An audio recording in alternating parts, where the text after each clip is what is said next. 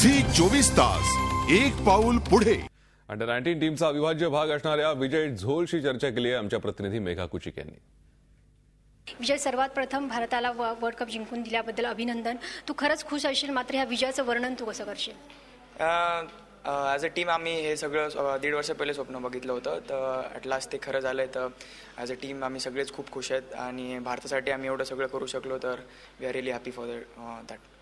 Quarter फायनलमध्ये पाकिस्तान विरुद्ध तुझी जी 36 रन्सची जी खेळी होती ती खरं निर्णायक खेळी होती. कितपत दडपण होतं त्या खेळीमध्ये? नाही, पाकिस्तानसोबत मॅच म्हणलं की एक वेगळं डिफरंट मॅच होऊन जाते, वेगळं प्रेशर ॲड होतात त्याला. पण आणि आम्हाला त्या म्हणजे काही खास स्टार्ट मिळाली नव्हती. 3 विकेट्स 8 रनवर पडल्या होत्या.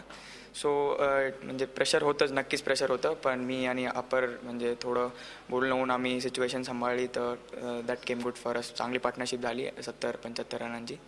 सो जेणेकरून आम्ही मॅच जिंकू शकलो होतो. आय एम हॅपी दॅट मोठ्या मॅचला मी भारताला करून देऊ शकलो होते. So I am happy for that.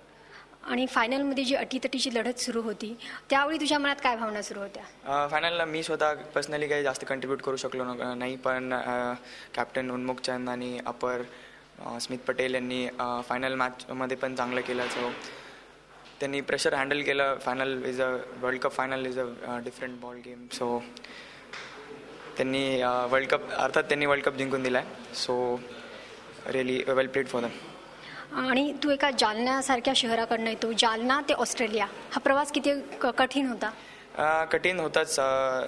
जालन्यात तशा फारशा फॅसिलिटीज नाही आहेत. सो मला मेंटली चांगलं सपोर्ट केलं आहे माझ्या आईवडिलांनी आणि माझ्या कोचनी, विच मॅटर्ड अ लॉट. की म्हणजे फॅसिलिटीज नसूनही I had to be mentally strong. ते माझ्या घरच्यांनी त्याच्यात फार त्यांचा सपोर्ट राहिला. झी 24 तास एक पाऊल पुढे.